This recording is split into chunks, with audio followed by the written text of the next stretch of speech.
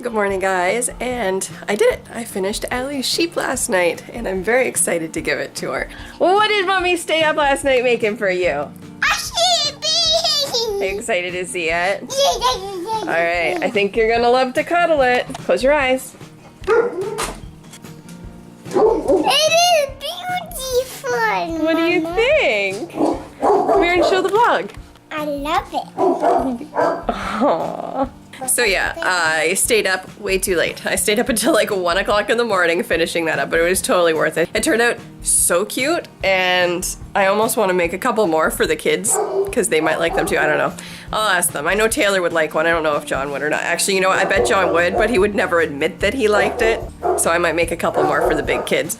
So I am about to get started on Allie's knit bunny, and this is the yarn I chose. It's kind of almost like a pinky brown. It's hard to see it on camera.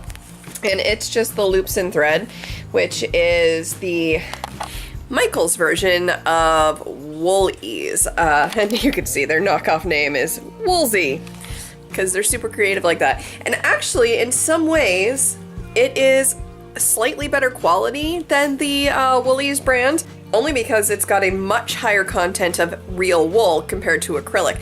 I found that most of the Woolies has less than 20% wool typically, and a lot of people like that because it means that there's a lot less chance of it being wrecked while washing, whereas for those of you who aren't fiber nerds like myself know that if you have something that is 100% wool that's not superwash wool, when you put it into the washing machine, it can felt. You can end up with this tiny little ball of whatever. It can felt, shrink, matte.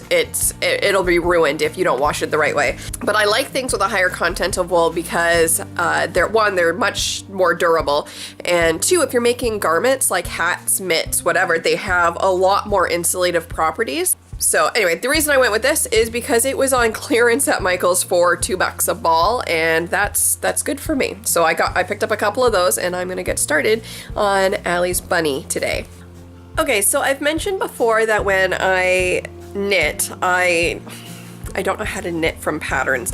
I mean, I'm sure I could figure it out. I've never been inclined to, if I'm gonna be honest. I like to just kind of figure stuff out on my own, but I thought that I would show you guys kind of how I start a pattern. Now, I'm gonna do this bunny almost all in one piece. I think I'm gonna do the legs separately, but the head and the body are all going to be one piece, and then I'll do some legs and a puffy tail. I'm just gonna show you how I go ahead and cast this on to get started. I do not use double pointed needles ever. I like my magic loop knitting. So what I do is I cast on 3 in the round, and you know what? It's easier if I just show you. I'm gonna show you what I do. And that is Outlander in the background. That has been on for several seasons now. I have not begun watching it yet because I like to binge watch things. Outlander is my favorite book of all time, and I wanted to leave enough time between reading the books and watching the show so that I wouldn't be disappointed in any inconsistencies. And I have not read the first book in probably 6 or 7 years, so it shouldn't be too bad. Anyway, so I cast on just 3. I'm just doing the long tail cast on because it's just 3 stitches. And then I'm going to slide those down onto the cable part, and I'm just going to pick a spot here to make it magic loop, which means I push the loop through, and then I slide all of these back up to the needles. So what I've got here is I've got my working yarn, and I'm going to be knitting here because that was the very first one that I cast on. And yes, that is just my slip knot stitch. If I'm working in a much bigger project, I would usually not use the slip knot stitch, but in this case, I'm going to because it's such a tiny project anyway. So what I'll do is I bring the working yarn forward, I pull out that back needle to give myself some working cable, and I knit continental style, which means I hold the yarn in my left hand, and the very first row, I'm going to essentially double all my stitches. So I knit through the regular, and then I swing around, and I knit in the back loop. And it's hard to see with this really big chunky yarn, but now 1 stitch has been turned into 2 stitches. And then I'm gonna go ahead here, I'm gonna pull the other stitches onto that needle, and just get my tail out of the way. And once again, you bring your working yarn to the front, like that, pull that back needle out long, and I'm going to do the same thing here. Each of those stitches I am going to double. Okay, and now I have 4 stitches on this needle, 2 stitches that are still kind of floating on that cable, and what I want to do is move this last stitch right here onto the back. This step is completely optional. I just prefer, when I'm doing magic loop, to have even number of stitches on each side. It just makes everything less finicky to work with. I am going to increase every other round. So I'm going to go ahead and just knit this row without any increases. And I like to keep my tail right here because it kind of marks the beginning of the row. So I'm going to go ahead and just knit this round because there are no increases. And now I'm back at the beginning again, which I can tell because I've got this one here on this side. And you don't have to leave your tail on, you don't have to leave it long like this. I do that instead of using a stitch marker. All right, so this is my next row of increases. Now the first time, when it was just the 3 stitches, I increased every single stitch so that I would get 6 stitches. 1, 2, 3, 4, 5, 6. This time I'm going to increase every other stitch. So I'm going to be increasing this one, and this one, and then when I do the second side, I will only be increasing the middle stitch. Alright, so at this point I now have 9 stitches, and I won't be able to make it even along the front and the back at this point, but that's okay. I just like to try to make it as even as possible as I go around. That is complete and utter preference. You don't have to do that. And from this point forward, it's essentially every other row you increase, and with every increased row, you increase the number of stitches between your increase. So in this one, I increased every other stitch. In the next row that I increased, I will increase the first stitch, leave the second 2, increase the third stitch, so on and so forth. Every single time I do an increase, I will increase the number of stitches between the increases. I know that sounds convoluted, but I don't know. This is why I don't follow patterns, because I understand the way I think and not the way other people think.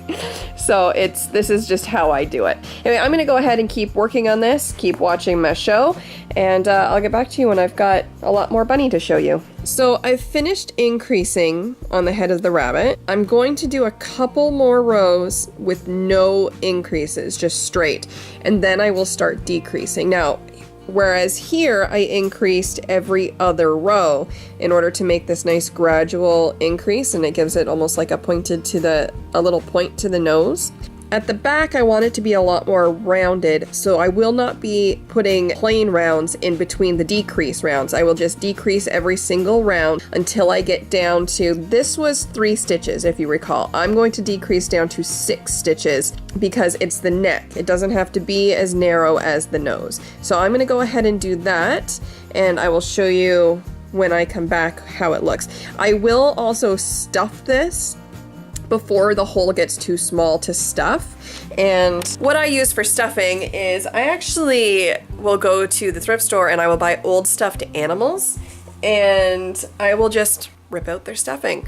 Now you can buy polyfill at most craft stores, Walmart, Joann's, Michael's, whatever your preferred craft store is, but I find it cheaper to go to the thrift store and pay $1 or less for a big stuffed animal for like $1, and that's enough stuffing to do 100 tiny little stuffed toys. So that's what my suggestion is. Another frugal tip on how to get polyfill for stuffies is to get them at the thrift store. So I'm going to go ahead and get this head finished, and I will show you what it looks like before I start the body. And there's the head, stuffed and decreased. All right, so I have finished the body of the bunny, and I have taken it back down to 3 stitches. 1, 2, 3. And at this point, I am going to cut this yarn, and I am going to switch to the fluffy yarn that I use for the sheep to do a big, puffy, fluffy bunny tail.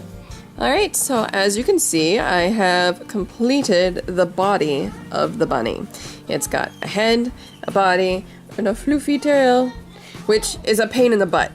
Boucle yarn is the worst yarn to work with ever. This poofy tail easily took me as long to do as the rest of the body altogether. Forewarned, boucle yarn kind of sucks to work with, but you can't deny that this is obviously the best floofy tail ever.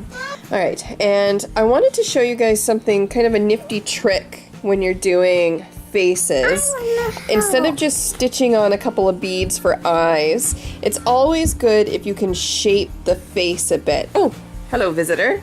I'm Addie. This here is the tail that I left from earlier. I'm going to take this tapestry needle and I'm going to thread that. Right on the tail? Right on the tail. And Okay. I'm going to insert it in as close to where it comes out as possible. Mommy, And is then this the face? I'm going to aim for it to come out right about where I want the eye to be. So right about there looks good. And one thing I want to do right away, because if I don't, it will pull and make it, see if you pull, it makes a dimple right where the tail came out of. So we don't want that yet. So we want to take this and take it back in and then bring it back out and This tie piece? a knot. And it needs to be a nice snug little knot because I want it to be hidden within the reading this. knit. Like within the knit stitches so you can't see it. And what that'll ensure is that there will be no dimples on this side. The dimple will come from here because this is technically now where this is attached from. So what I'll want to do now is go in right here and find a good even spot on the opposite side where I want the eye to be. And all I have to do at this point is pull it through and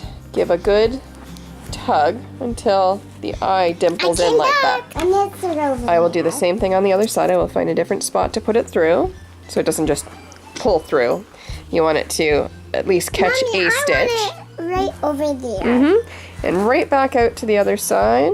And Mommy, that Yeah. looks pretty you'll pull it cool. again until it dimples.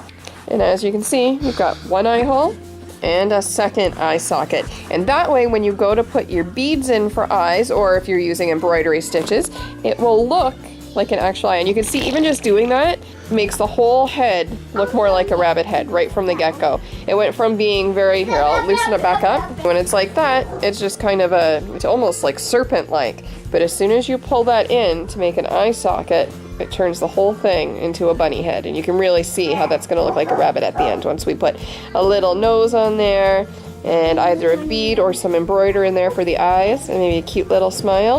And we're one step closer to it looking like a real bunny. Baby. So after putting on all the finishing touches, I attached the ears, I put on all the legs, I embroidered on a little nose and a couple of eyes, and it is ready. The rabbit that I have been making all day long for Alley Cat is ready to give to her. Hold on. She is very excited to see it. Here is your bunny. Oh, super fluffy.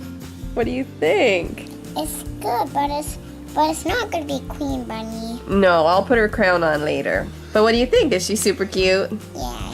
Is she a girl or a boy? That's up to you. What would you like? A girl. She's got a cute little pink nose. She's got some eyes. Her. Cute little feet. No back feet. I find that they're kind of unnecessary for a children's toy. If you wanted it to look more realistic, by all means. Cute fluffy little tail. I don't know. I think that it's adorable. And I'm sure it's something that Allie will love and will play with. That's it for today's vlog. So I'm going to throw it over to the kids to say goodnight. Alright, that's it for tonight, guys. If you liked what you saw, give us a thumbs up. Subscribe so you don't miss another one of our videos on 365. Leave a happy comment down below. Bye!